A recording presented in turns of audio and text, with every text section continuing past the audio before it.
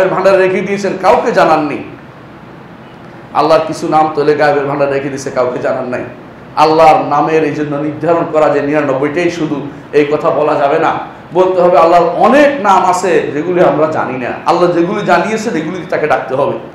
আল্লাহর গুণগুলি দিয়ে রাসূলুল্লাহ সাল্লাল্লাহু আলাইহি ওয়াসাল্লাম আল্লাহর কাছে আশ্রয় চাইতেন। আউযু বিইজ্জাতিল্লাহি ওয়া কুদরাতিহি মিন শাররি মা আজিদু ওয়া হাদির। যখন তিনি কোনো ব্যথা পাইতেন সেখানে হাত দিয়ে তিনি বলতেন আমি আল্লাহর ইজ্জত এবং কুদরতের আশ্রয় নিচ্ছি। সে আল্লাহ তাআলা ইজ্জত কুদরত, আল্লাহর গুণ দিয়ে ইয়া হাইয়্যু ইয়া কাইয়্যুম বিরাহমাতিকা আস্তাগীস, এভাবে নাম ধরে আল্লাহ তাআলা আল্লাহর কাছে উদ্ধার কামনা করতেন। এভাবে রাসূলুল্লাহ সাল্লাল্লাহু আলাইহি ওয়াসাল্লাম শিখিয়েছেন আমাদেরকে কিভাবে আল্লাহর কাছে উদ্ধার কামনা করতে হবে। আল্লাহর নাম গুণগুলি আমরা শিখার প্রয়োজনীয়তা অনুভব করছি না। অথচ আল্লাহকে চিনতে হলে নাম গুণ দিয়ে চিনতে হবে, চিনার আর কোনো উপায় নেই। এই মাধ্যম ছাড়া তার কোনো উপায় নেই, তার নাম গুণের মাধ্যমে তাকে চিনতে হবে। কারণ তাকে দেখিনি, তার মতো কাউকে দেখিনি, তার মতো কেউ নাই, কিন্তু তিনি তো আছেন, তাকে তো দেখিনি, তাকে একসময় দেখবো, যেখানে দেখার পরে সবচেয়ে বেশি আনন্দ আমরা অনুভব করব। তাহলে বোঝা গেল যে আমাকে আল্লাহর নাম ও গুণও জানতে হবে যদি ঈমানদার হতে হয়। যদি ঈমান যদি আপনার থাকে, নাম গুণ জানতে হবে, আল্লাহর নাম এবং গুণ সবগুলি স্বীকৃতি দিতে হবে, কোনোটাকে বাদ দেওয়া যাবে না। আর সর্বশেষে এক ইবাদত, হক যেটা, এগুলো ইবাদত, এটা একমাত্র আল্লাহর জন্যই করতে হবে, আর কারোর জন্য ইবাদত করা যাবে না। এই 5টি জিনিস যদি আপনি জীবনের সবসময় রাখতে পারেন, আপনি ঈমানদার, ন্যূনতম ঈমানদার হতে পেরেছেন। ন্যূনতম ঈমানদার অর্থাৎ কোনো রকম জান্নাতে যাওয়ার জন্য একটা পথ আপনার আছে, কিন্তু এরপরে যদি গুনাহগার হয়ে যান, ফরজ যদি ঠিকমতো আদায় না করেন, সেটা কোনটা? ইল্লাযীনা আমানু ওয়া আমিলুস সালিহাত। আমলে সালেহতে যদি আপনার ডিস্টার্ব হয়, তাহলে কিন্তু আপনার আবার আটকে গেলেন। আমলে সালেহ পরিপূর্ণ আছে, আপনি কিন্তু জান্নাত যেতে পারবেন। ঈমান আছে, আমলে সালেহ আছে, জান্নাত যেতে পারবেন, আল্লাহর ওয়াদা সত্য। কিন্তু ঈমান আছে, আমলে সালেহতে ডিস্টার্ব হয়েছে, এখন আপনার জন্য বিপদ হয়ে গেছে। কখনো কখনো আমলে সালেহ করতে যাইয়া যদি কোনো শিরিক করে ফেলেন, তো ঈমানও বরবাদ হয়ে গেছে। আমলে সালেহ করতে গিয়ে শিরিক কেমনে করে? সেটা সে দেখানোর রিয়া করছেন, অথবা কবর দেখা সেজদা করে ফেলেছেন। আমলে সালেহ তো আর নাই, আমলে তালে হয়ে গেছে এখন, এবং বরবাদ আমল হয়ে গেছে। যে আমল করলে আপনার ঈমানও নষ্ট হয়ে যায়, সে আমল তো করা যাবে না। যে আমল করে বোঝা যায় যে আপনি ঈমান থেকে দূরে সরে গেছেন, সে আমল করা যাবে না। আপনাদের এখানে অনেকেই আছে, আশেপাশে খুব কম, আলহামদুলিল্লাহ, ওই অঞ্চল থেকে, দক্ষিণাঞ্চল থেকে এখানে খুব কমই খারাপ জিনিস আছে। ওই অঞ্চলে যে সমস্ত শিরকের যে সমস্ত কবরগুলি আছে, সেখানে কবরকে প্রশ্রয় দিয়ে আপনি যদি ঈমানের দাবি করেন, তাহলে আপনি কিন্তু ঈমানদার হতে পারলেন না। দুর্ভাগ্যবশত যারাই আজ ইসলামের কথা বলে, তারা কেউ এ পর্যন্ত বলে নাই, আমরা দেখি নাই যে আমি ক্ষমতায় গেলে কবরগুলিকে, শিরকের আখড়াগুলোকে ভেঙে দেব। এই কথা কাউকে বলতে আমরা শুনি না। কেন? তারা ভালো করে জানে এটা বললে ভোটের সংখ্যা কমে যাবে। তারা বলে এইটা বললে তাদের যে সমস্ত এরা আশেপাশে ঘুরঘুর করে, তারা অনেকেই সরে পড়বে, বলবে এই তো বাড়াবাড়ি করতেছে, এ তো ওয়াহাবিজম নিয়ে আসতেছে, এরা তো অমুক তমুক, একজনের মাতখালি বলবে, একজন ওইটা বলবে। কারণ তাদের কাছে মূল ইসলামটা তাদের কাছে গ্রহণযোগ্য হতে চায় না। তারা ইসলামিক ফ্লেভার দিতে চায়, কোনো ফ্লেভার দিয়ে পার হতে চায় একটা গোষ্ঠী আছে। অথচ প্রথম কাজ হচ্ছে ঈমানটাকে টিকিয়ে রাখার জন্য শিরকের আখড়াগুলি অবশ্যই উৎখাত করতে হবে। মুহাম্মদ রাসূলুল্লাহ সাল্লাল্লাহু আলাইহি ওয়াসাল্লাম মক্কায় যখন ক্ষমতা লাভ করলেন, কি করলেন প্রথম? আপনাদের কি মনে আছে? কাবার ভিতরে ঢুকে প্রত্যেকটি মূর্তিকে বের করেছে, ভেঙে ফেলেছেন, লাঠি দিয়ে আঘাত করে করে বলেছেন জাল হাক্কু ওয়া যাহাকাল বাতিল ইন্নাল বাতিলা কানা যাহুকা। হক এসেছে, বাতিল চলে যাবে, বাতিল যাবারই। কাবার ভিতরে মূর্তি যদি রাসূল ভাঙতে পারেন, আপনি ক্ষমতায় গেলে কি ভাঙবেন একটু বলেন না? আপনি ইসলামিক হয়েছেন, আপনার দায়িত্ব রয়েছে। আমাদের দায়িত্ব সেটা নয়, আমাদের বলা পর্যন্ত দায়িত্ব। আপনার দায়িত্ব, যিনি ক্ষমতায় যাবেন তার দায়িত্ব, প্রথম কর্তব্য হচ্ছে ইসলামী রাষ্ট্রের প্রথম কর্তব্য হচ্ছে শিরিক মুক্ত ব্যবস্থাপনা তৈরি করা। শিরিকের কোনো নীতি ঠিকানা থাকতে পারবে না। কবরগুলিকে ভেঙে ফেলার নীতি মুহাম্মদ রাসূলুল্লাহ সাল্লাল্লাহু আলাইহি ওয়াসাল্লাম দিয়েছেন। সহিহ মুসলিমে আসছে হাদিসটি, আলী রাদিয়াল্লাহু আনহুকে রাসূলুল্লাহ সাল্লাল্লাহু আলাইহি ওয়াসাল্লাম পাঠিয়েছেন যে আলী, যে তুমি যত উঁচু কবর দেখবে সবগুলিকে ভেঙে ফেলবে। যত বড় বড় মূর্তি দেখবে, মূর্তি বুঝেন কিনা, যেগুলি আপনাদের এখন বিশাল বিশাল নাম, ভাস্কর্য নাম দিয়েছেন, এগুলিকে ভেঙে ফেলার দায়িত্ব রাষ্ট্রপ্রধানের। এই মূর্তিগুলো থাকতে পারে না, এই কবরগুলি থাকতে পারে না। আপনি তো ঠিকই খুব খুশি হয়ে মুসলিম রাষ্ট্র, ইসলামী রাষ্ট্র বলেন, কতটুকু ইসলামের ভিতরে আমরা আছি এখনো চিন্তা করে দেখুন, কতটুকু আমরা ইসলামকে প্রতিপালন করে যাচ্ছি। এই মূর্তিগুলো ভাঙার জন্য রাসূলুল্লাহ সাল্লাল্লাহু আলাইহি ওয়াসাল্লাম তার আপন লোক জামাইকে দায়িত্ব দিয়ে পাঠিয়েছেন। তিনি যখন আলী রাদিয়াল্লাহু আনহু আবার যখন ক্ষমতায় আসলেন, তখন তিনি আবুল হাইয়াজ আল আসাদিকে পাঠিয়েছেন, তার পুলিশ প্রধানকে পাঠিয়েছেন যে আবুল হাইয়াজ, তোমাকে কি আমি পাঠাবো না ওই কাজে যে কাজে আমাকে মুহাম্মদুর রাসূলুল্লাহ সাল্লাল্লাহু আলাইহি ওয়াসাল্লাম পাঠিয়েছেন। সেটা কি, যত উঁচু কবর দেখবে সবগুলি মাটির সমান করে দিবে, এবং যতগুলি ভাস্কর্য জাতীয় জিনিস দেখবে, ছবি দেখবে, এগুলিকে মিটিয়ে দিবে, এগুলি কোনো সম্মানের জায়গা রাখবে না। আজ রাস্তার কোণে কোণে, রাস্তার কোণে কোণে, জায়গায় জায়গায় যে সমস্ত ভাস্কর্য নির্মাণ করা হয়েছে, এগুলি ইসলামের সাথে সম্পূর্ণ সাংঘর্ষিক। এগুলির কথা আপনারা কেন বলেন না খুতবাতে? এগুলির কথা মানুষকে কেন স্মরণ করিয়ে দেন না? এগুলির কথা শাসকবৃন্দ কেন মনে করে দেন না? তিনি যদি ইসলামিক হয়ে থাকে, এগুলিকে অবশ্যই তিনি রাখতে পারেন না। এই জন্য ইসলামকে যদি বাস্তবায়ন করতে হয়, যদি আমল করতে হয় ইসলামের উপরে, আগে শিরকের জায়গাটুকু বন্ধ করে দিতে হবে। শিরকের জায়গাটুকুতে আমল করা যায় না, শিরকের ভিতরে আমল করা যায় না বলেই মুহাম্মদুর রাসূলুল্লাহ সাল্লাল্লাহু আলাইহি ওয়াসাল্লাম তিনি এত কষ্ট করে নিজে উঠতে পারছেন না, আলীকে বলছেন, আলী উঠো, আমি হাত দিলাম, তুমি হাতের উপর দাঁড়ায় উঠে ভাঙো। এটা ভাঙতে হবে। প্রথম কাবা ঘরকে পরিচ্ছন্ন করেছেন। এর বাইরে যেটা ছিল সেখানে প্রত্যেকের কাছে লোক, প্রত্যেক জায়গায় মূর্তি ছিল, একজন একজন করে পাঠিয়েছেন। মক্কা বিজয়ের ইতিহাসটা দেখুন, ইতিহাস পড়লে বুঝতে পারবেন মুহাম্মদুর রাসূলুল্লাহ সাল্লাল্লাহু আলাইহি ওয়াসাল্লাম প্রথম মক্কাতে এই কাজটি করেছেন। যেখানে যেখানে মূর্তি ছিল সবগুলি ভাঙার ব্যবস্থা করেছেন। ওজ্জাকে ভেঙেছেন, লাতকে ভেঙেছেন, মানাতকে ভেঙেছেন। তারপর তিনি বলেছেন এবার ইসলাম, এরপর বলেছেন জাজিরাতুল আরবে মুশরিকদের কোনো স্থান হবে না। তিনি বলছেন জাজিরাতুল মুশরিকরা থাকতে পারে না। শুধু শিরিক নয়, মুশরিকদের অবস্থানও তিনি কমিয়ে দিয়েছেন। আজ আমরা এমন এক অবস্থানে আছি, অনেকে ইসলামের পরিচয় দিতেও লজ্জাবোধ যেন করছে। নিজে ইসলামের পরিচয়, নিজেকে বলতেছে আমি আধুনিক, আমি তথাকথিত, আমি লিবারাল, এই জাতীয় কথাবার্তা বলতে আরম্ভ শুরু করে দিয়েছে। এই যে ইসলাম নিয়ে নিজেকে আত্মনাগায় ভুগতেছে, সে আত্মমর্যাদায় ভুগছে না। ইসলাম নিয়ে আত্মমর্যাদায় ভুগতে হবে, ইসলাম নিয়ে আত্মমর্যাদা থাকতে হবে। আমি মুসলিম এই কথা বলতে হবে সাহস করে। আপনি কখনো নিজেকে মুসলিম সাহস করে বলার মতো যোগ্যতা অর্জন করতে পারেননি। সব কাজে কথায় কথা অন্যদের সাথে তাল দিয়ে চলেন, কথায় কথায় বলেন আমরা গেলে এটা ছাড় দিব, আমরা এটা ছাড় দিব, আমরা এটা করে দেব, এই জাতীয় কথা বলে আগে থেকেই তো আপনি হেরে বসে আছেন। আপনি ইসলাম কিভাবে আল্লাহর দুনিয়াতে প্রতিষ্ঠা করবেন আমি জানি না। আমি দোয়া করি আপনি করুন, কিন্তু কতটুকু করবেন আমরা দেখে থাকলাম। শাইখুল আলবানী রাহমাতুল্লাহ আলাইহি বলেছিলেন 100 বছরে কিছু করতে পারোনি, আরো 50 বছর দিচ্ছি, দেখি কিছু করে দেখাতে পারো কিনা।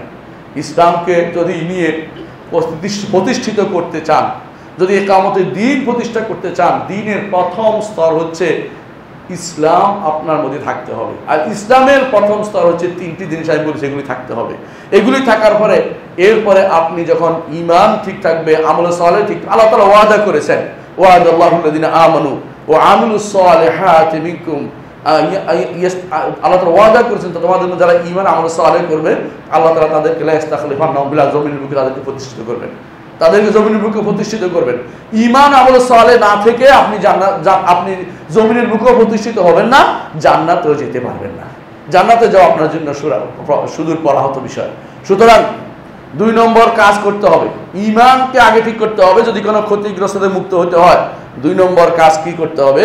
আমলে সালেহ করতে হবে। আমলে সালেহ কিভাবে বুঝবেন? আমলে সালেহ হচ্ছে মুহাম্মদুর রাসূলুল্লাহ সাল্লাল্লাহু আলাইহি ওয়াসাল্লাম যা করেছেন তা আমলে সালেহ। রসুল যা করেননি তা আমলে সালেহ না। রসুল খুতবা দিয়েছেন, আমরা খুতবা দিচ্ছি। রসুল রাস্তা আটকাইছেন না, আমরা আটকাবো না। আমরা এই পদ্ধতি শিক্ষা দিইনি। বুঝাতে পারছি কথাটা? মুহাম্মদুর রাসূলুল্লাহ সাল্লাল্লাহু আলাইহি ওয়াসাল্লাম যা যা করেছেন সেটাই আমলে সালেহ। রাসূলুল্লাহ সাল্লাল্লাহু আলাইহি ওয়াসাল্লাম করেন নাই, আমলে সালেহ হয় নাই। এমনকি যদি রসুল যেটা বলেছেন সেটাও করতে পারেন, যে আমলে সালেহের জন্য সাহাবায়ে কেরাম করেছে কিনা দেখবেন, সেটাও হতে পারে। রসুল বলেছেন মা আনা আলাইহি ওয়া আসহাবি, আমি এবং আমার সাহাবীরা যার উপর আছে তাহলে আপনি দেখতে পান যে সাহাবীদের কোনো কিছু পান কিনা, আথার পান কিনা সেটাও দেখতে পারেন, খলিফা রাশেদরা কেউ করেছে কিনা সেটাও দেখতে পারেন। তারপরে এর নিচে আর যাওয়া যাবে না, এর নিচে আর কারো আদর্শ আমাদের আদর্শ হইতে পারে না। আমলে সালেহ যদি হইতে হয় আপনাকে মুহাম্মদ রাসূলুল্লাহ সাল্লাল্লাহু আলাইহি ওয়াসাল্লামের আদর্শ কর্মকাণ্ডের উপর আপনার কর্মকাণ্ড থাকতে হবে। এটা হলো আমলে সালেহ, আল্লাহর জন্য হতে হবে এবং রাসূলের আদর্শ মোতাবেক হতে হবে। লিয়াবলুয়াকুম আইয়ুকুম আহসানু আমালা, উত্তম আমল কার, এই পরীক্ষা করার জন্য দুনিয়াতে আল্লাহ তাআলা আমাদেরকে পাঠিয়েছেন। উত্তম আমলের এই উত্তম আমলের পরিচিতি দিয়েছেন। তাবেইন আতবাউ তাবেইনের পরিচয় দিয়েছেন, তারা বলেছেন আয়ে উত্তম আমল হচ্ছে আখলাসাহু ওয়া আসওয়াবাহু, কোনটা একমাত্র আল্লাহর জন্য হয়েছে আর কোনটা একমাত্র রাসূলের তরিকা মোতাবেক হয়েছে, এটাই শুধু উত্তম আমল হবে। এর বাইরে উত্তম আমল যদি কেউ সারা দিনও বলেন উত্তম আমল হবে না। মার্চ অমুকের জন্য, March for Gaza, March for অমুক, এগুলি কোনোদিন উত্তম আমল হতে পারে না, কারণ এই সিস্টেম ইসলাম কোনোদিন ছিল না। আপনি এটা দিয়ে ইসলামে কায়েম করার চিন্তা করেন না, এগুলি ইসলামে ছিল না। এগুলি হচ্ছে শো আপ, মানুষকে দেখানোর জন্য। এগুলি ইসলামে কোনো উপকার কেউ করতে পারবে না, এগুলি ইসলাম হয় না। এগুলি আপনার মন মতো পদ্ধতি, এগুলি বানানো বলশেভিকদের বানানো পদ্ধতি, মাও সেতুংদের বানানো পদ্ধতি। ওগুলি ইসলামের ভিতরে আপনি কে ঢুকিয়ে দিল? আপনি কেন একবার চিন্তা করলেন আমি যেটা করছি এটা ইসলাম কতটুকু আমার জন্য, এগুলি সঙ্গত কতটুকু, এটা কেন করছি, যা কেন করতে যাচ্ছি? অনেকগুলো কাজ আপনি হঠাৎ করে বলেন, আপনি জিজ্ঞাসা করেন না আলেমদেরকে যেগুলি গ্রহণ করা যাবে কিনা। আপনি হয়তো এমন লোকদেরকে জিজ্ঞাসা করেন যারা এই ফিতনায় আগে থেকে নিপতিত রয়েছে, এদেরকে জিজ্ঞাসা করে আপনি আমলগুলি করে যান। এগুলি ইসলামের কোনো নীতির ভিতরে পড়ে না। আপনার হয়তো মনোভূত হয়নি আমার কথাটি, কিন্তু কথাটাই সত্য। আপনি এমন কোনো কাজ করবেন না যেটা মুহাম্মদ রাসূলুল্লাহ সাল্লাল্লাহু আলাইহি ওয়াসাল্লাম করেননি অথবা তার সাহাবীরা করেননি। ইসলামের প্রথম এই সমস্ত মার্চ নিয়ে এসেছিল কারা? বাগীরা, বিদ্রোহীরা ওসমান রাদিয়াল্লাহু আনহুর বিরুদ্ধে এই সমস্ত মার্চ করেছিল। তারা মিশর থেকে চলে এসেছে, মদিনা ঘেরাও করেছে, কোনো সাহাবী সেখানে ছিল না। আলহামদুলিল্লাহ, কোনো সাহাবী সেখানে অস্তিত্ব ছিল না। এই জন্য খারিজদের মধ্যে কোনো সাহাবী পাওয়া যায়নি, অথচ সেখানে শত শত হাজার হাজার সাহাবী জীবিত ছিলেন। কোনো সাহাবী খাওয়ারেজের মধ্যে ছিল না। তারা ছিল গওগওয়িন, আশেপাশে যে সমস্ত মানুষ দিন জানতো না, এরাই শুধুমাত্র ওসমান রাদিয়াল্লাহু আনহুর বিরুদ্ধে বিদ্রোহ করেছে। কারণ এই সিস্টেম ইসলামে নাই যে আপনি যেটা করবেন যে রাসূলুল্লাহ সাল্লাল্লাহু আলাইহি ওয়াসাল্লাম আদর্শের বাইরে চলবে। মুহাম্মদ রাসূলুল্লাহ সাহাবীরা এটা করেন নাই এবং এটা কিয়ামত পর্যন্ত দিন হইতে পারে না। ইমাম মালিক রাহমাতুল্লাহ আলাইহির জন্য বলেছেন যে যেই আমল রাসূলের সাহাবীরা করেননি এই আমল তোমরা কোনোদিন করিও না, কারণ কিয়ামত পর্যন্ত এটা কোনোদিন আর রাসূলের দিন হইতে পারে না। রাসূলের সাহাবীরা করেনি, এটা আপনি করতে পারবেন না। মহব্বতের জায়গা, রাসূলুল্লাহ সাল্লাল্লাহু আলাইহি ওয়াসাল্লাম রাসূলকে ভালোবাসতেন কিনা, তার সাহাবীরা তাকে ভালোবাসতেন কিনা? অবশ্যই ভালোবাসতেন, কিন্তু ভালোবাসার নাম করে কতক্ষণ দাঁড়িয়ে, কতক্ষণ বসে, কতক্ষণ গোল হয়ে, কতক্ষণ জশ্নে জুলুস করে তারা এই পদ্ধতি তারা আবিষ্কার করেনি। আপনি এই পদ্ধতি আবিষ্কার করতে পারেন না। আমরা আশ্চর্য হই অনেককে যারা এগুলি নিয়ে কথা বলে না। এগুলি বললে তাদের কাছে হয়তো মনে হইতে পারে আমি মানুষদের মধ্যে, আমরা মানুষদের বিভক্তি তৈরি করেছি, আর এই বিভক্তি তো হয়েই আছে তারা, আমি তাদের বিভক্তি করলাম কোথায়? তারা তো আকীদাগত বিভ্রান্তিতে লিপ্ত, তারা বিদআতে লিপ্ত, তারা শিরকে লিপ্ত। আপনি তাদের সাথে কিসের ঐক্য করতে যান? আপনার কি ইমানের কি সমস্যা? আপনি বুঝতে পারেন না ইমানের কোথায় সমস্যা। ইমান নিয়ে আপনি আত্মমর্যাদা বোধ নেই, আপনি বুঝতে পারছেন আপনার এখন যে কোনো মূল্য ঐক্য করা দরকার। আপনার এখন তথাকথিত রাজনীতি নামে বাটফারিকে আপনি প্রাধান্য দিচ্ছেন। এই সমস্ত রাজনীতি ইসলামে নাই। ইসলামে যে রাজনীতি, সুন্দর রাজনীতি, শাসক কিভাবে রাষ্ট্র পরিচালনা করবে, এটার নাম হচ্ছে ইসলামী রাজনীতি। আপনি রাজনীতি নাম দিয়ে তথাকথিত ইউরোপিয়ানদের নীতি নিয়ে ইসলামী রাজনীতি নাম দিয়ে ক্ষমতা যাওয়ার বিভিন্ন পদ্ধতি কসরত আবিষ্কার করে এখন সেটাকে ইসলামী পদ্ধতি আবিষ্কার বানাচ্ছেন। এটা ইসলামী পদ্ধতি কোনোদিন হতে পারে না। ইসলামী পদ্ধতিটা একটু খুঁজে বেড়ান, একটু পড়া দরকার। এলেম না থেকে এগুলি করা দরকার। এই জন্য আলেম যারা, তারা কোনোদিন এগুলিকে সমর্থন করে না। বেশিরভাগই ওই সমস্ত আলেম যারা গর্ত থেকে উঠে এসেছে, এই সমস্ত আলেমরা এই সমস্ত পদ্ধতি আপনাকে জানাবে। ইল্লাল্লাযীনা আমানু ওয়া আমিলুস সালিহাত, ঈমান থাকতে হবে, আমল সালেহ থাকতে হবে, নাহলে ক্ষতিগ্রস্ত হতে হবে। এই দুইটা হচ্ছে ব্যক্তি জীবনে লাগবে, প্রত্যেকটি মানুষের লাগবে। ইয়া আইয়ুহাল্লাযীনা আমানু কু আনফুসাকুম ওয়া আহলিকুম নারা, নিজেকে বাঁচাও, পরিবারকে বাঁচাও। আল্লাহ তার নির্দেশ এটা, নিজেকে বাঁচাও, পরিবারকে বাঁচাও। আমার ক্ষমতা যতটুকু, অতটুকুর মধ্যে আপনার জন্য ওয়াজিব করেছে, এর বাইরে ওয়াজিব আপনার জন্য নয়। আপনি যেটা পারবেন এটা করবেন, এর বাইরে যেটা আপনি পারবেন না এটা করতে আল্লাহ তাআলা আপনাকে নির্দেশ দেন নাই। লা ইউকাল্লিফুল্লাহু নাফসান ইল্লা মা আতাহা, আল্লাহ তাআলা একজনকে যা দিয়েছেন এর বাইরে তার উপরে কোনো দায়িত্ব দেন নাই। ক্ষমতা যতটুকু অতটুকু আল্লাহ তাআলা কর্তব্য বলেছেন, ক্ষমতার বাইরে কর্তব্য আল্লাহ তাআলা আপনাকে দেন নাই। যেটা আপনি করতে পারবেন না ওটার দরকার নাই, এটা শুধু বলা, বলতেও পারেন না, অন্তর দিয়ে ঘৃণা করে রাখবেন, এর নিচে যেতে পারবেন না। তিনটার একটা, কিন্তু ক্ষমতা আছে আপনার নিজেকে সংশোধন করার ক্ষমতা আপনার আছে, আপনার পরিবারকে হাত দিয়ে সংশোধন করার ক্ষমতা আপনাকে আছে। সন্তান নামাজ পড়ে না, থাপ্পড় দিতে পারবেন? পাশের বাড়ির লোকে নামাজ পড়ে না, থাপ্পড় দিতে পারবেন? কখনো পারবেন না, কারণ এটা শরীয়ত বলে না। থাপ্পড় দিয়ে তাকে সোজা করতে বলে, তাকে মুখে বলতে বলে। বলতে পারছেন না, অন্তর দিয়ে ঘৃণা করবেন।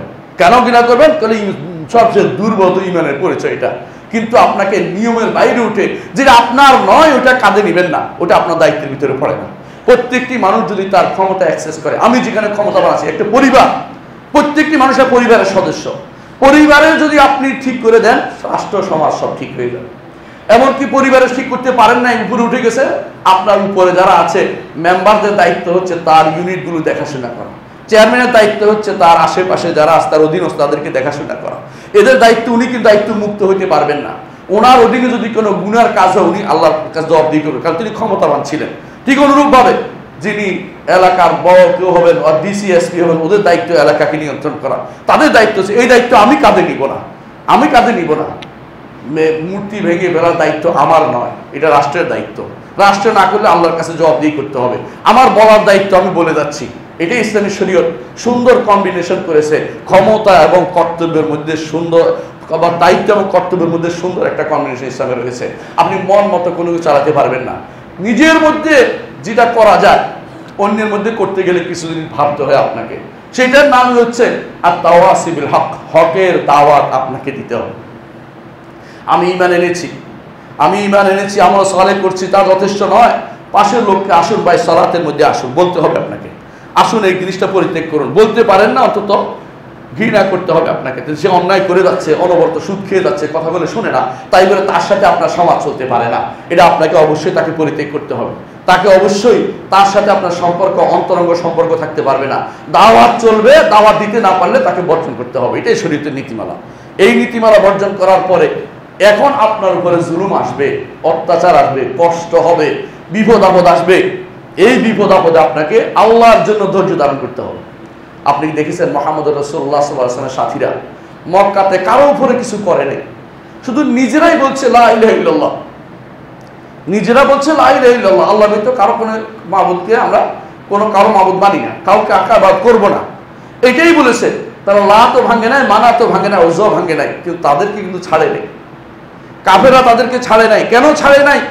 কারণ কাফেররা চেয়েছে যে এইটা যদি জিতে যায়, যদি তাওহীদ জিতে যায়, আমাদের এগুলি থাকবে না।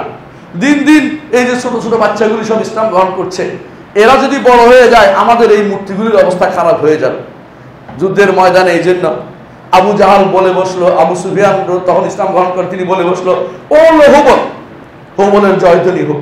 রাসূলুল্লাহ সাল্লাল্লাহু আলাইহি ওয়াসাল্লাম বলছে এখন চুপ থাকা যাবে না, উঠো, কথা বলো, কথা বলো।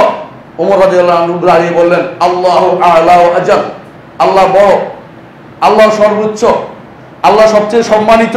কিন্তু এর আগে বারবার বলতেছিল আবু সুফিয়ান, তখন ইসলাম গ্রহণ করেন, তিনি বলতেছিলেন আবু বকর বলে গেছেন, মুহাম্মদ মরে গেছে, আবু বকর মরে গেছে, ওমর মরে গেছে। রাসূল বলেন চুপ থাকো, কথা বলো না, এখানে কথা বলো না, এখানে কথা। কিন্তু যখন আল্লাহ তাআলার শানে আঘাত এসেছে, যখন বললো ও হবো, রাসূল চুপ থাকার কথা না, কথা বলো, এখানে কথা বলা যাবে, এখানে চুপ থাকতে পারবে না, এখানে তোমাকে বলতে হবে। তখন তিনি দাঁড়িয়ে বললেন, আল্লাহু আ'লা ওয়া আজল, আল্লাহু আ'লা ওয়া আজল, আল্লাহ সবচেয়ে উপরে এবং আল্লাহ সবচেয়ে সম্মানিত। ও হুবল হইতে পারে না, হুবলের জয়ধ্বনি হইতে পারে না। আল্লাহর জয়ধ্বনি করে আমরা তাকবীর দেই, আর কারো তাকবীর আর কারো আল্লাহু আকবার, তিনি সেটা বলেছেন। এর অর্থ হচ্ছে আপনাকে আমল সালেহ করার সাথে সাথে ঈমান আমল সালেহের সাথে দাওয়াত দিতে হবে। দাওয়াতের পথে যখন বাধা আসবে, একেবারে পর্বত সম দাঁড়িয়ে থাকতে, আমি তাওহীদের উপর টিকে থাকবো, যত কিছুই হোক এই আমল ছেড়ে যেতে পারবো না, কোনো কিছুর জন্য তাওহীদ ছেড়ে যেতে পারবো না, কোনো কিছুর জন্য ইসলামের সামান্যতম অংশ পরিত্যাগ করতে পারবো না। আমি ব্যক্তি জীবনে ইসলাম কায়েম করে ইসলামের কথা বলে যাব, এই দায়িত্ব আপনাদের আমাদের সবাই থাকতে হবে। নইলে সফল কাম হতে হলে, সফল কাম হতে পারবে না। সফল কাম হতে হলে চারটা জিনিস লাগবে, ইল্লাল আসলে ইন্নাল ইনসানা ফি খুসর ইল্লাল্লাযীনা আমানু ওয়া আমিলুস সালিহাতি ওয়া তাওয়াসাউ বিল হাক্কি ওয়া তাওয়াসাউ বিস সবর। প্রথম দুইটা নিজের জন্য, শেষ দুইটা নিজে অপরকে কিভাবে দাওয়াত দিবেন, কিভাবে সবর করবেন, একে অপরকে তাওয়াসি বিস সবর, নিজে সবর নয় শুধু, আরেকজনকে সবরের উপদেশ দিবেন যে ভাই দ্বীনের উপর অটল থাকো, দ্বীনকে ছেড়ে যেও না, দুনিয়ার ফিতনায় ভরে গেছে। দুনিয়ার মানুষ এখন শুধু ফিতনায় নিপতিত, কত ফিতনা যে আসছে হিসাব করতে পারবেন না। কাদিয়ানি ফিতনা আসছে, এরপরে আসছে হাদিস অস্বীকারের কাজী ফিতনা, এরপরে আসছে যে মানুষদেরকে তাকফির বলার ফিতনা, এরপরে বোমাবাজির ফিতনা। ফিতনার কোনো শেষ নাই। এই সমস্ত ফিতনা থেকে বাঁচতে হলে আপনাকে ঈমান, আমল সালেহ এবং তাওয়াসিবিল হক এবং তাওয়াসিবিস সবর করতে হবে এবং মুহাম্মদুর রাসূলুল্লাহ সাল্লাল্লাহু আলাইহি ওয়াসাল্লাম এবং তার সাহাবীদের আদর্শ মেনে চলতে হবে। এই সাহাবীদের আদর্শ মানার নামই হচ্ছে মানহাজ। আকীদা এতক্ষণ বলেছি, এখন মানহাজের কথা বললাম। যতক্ষণ পর্যন্ত আপনার কর্মকাণ্ড কোনো সাহাবীদের সাথে মিলবে না, রসুলের আমলের সাথে মিলবে না, আপনি মানহাজের মধ্যে নেই, আপনি মানহাজের বাইরে চলে গেছেন। মানহাজে কেন থাকতে হবে? রসুল বলেছেন আমার উম্মত 73 ভাগে বিভক্ত হবে, এর মধ্যে তারাই শুধু নাজাত পাবে। একটি দল, সেটা কারা? যারা আমি এবং আমার খলিফাদের মানহাজে থাকবে, আমার সাহাবীদের মানহাজ, তারাই শুধু নাজাত পাবে। আপনাকে খুঁজতে হবে আপনি প্রত্যেকটি কাজে যে আমি এটার দলিল কোথায় পেয়েছি, এটা কি সাহাবীদের কাজ ছিল কিনা, এটা তাবেঈদের কাজ, ইমামদের কাজ ছিল কিনা, ইমামরা কোনো অনুরোধ করেছে কিনা, কোনো কিতাবে আছে কিনা, নাই আমি নিজের পক্ষ থেকে জোর করে বলে দিচ্ছি, এর অর্থ হচ্ছে আপনি মানহাজগত বিভ্রান্ত। আকীদা ও মানহাজে আমাদের পরিশুদ্ধি দরকার। আল্লাহ আমাদের বুঝার তৌফিক দান করুন। আকুলু কাওলি হাযা ওয়া আস্তাগফিরুল্লাহ লি ওয়া লাকুম।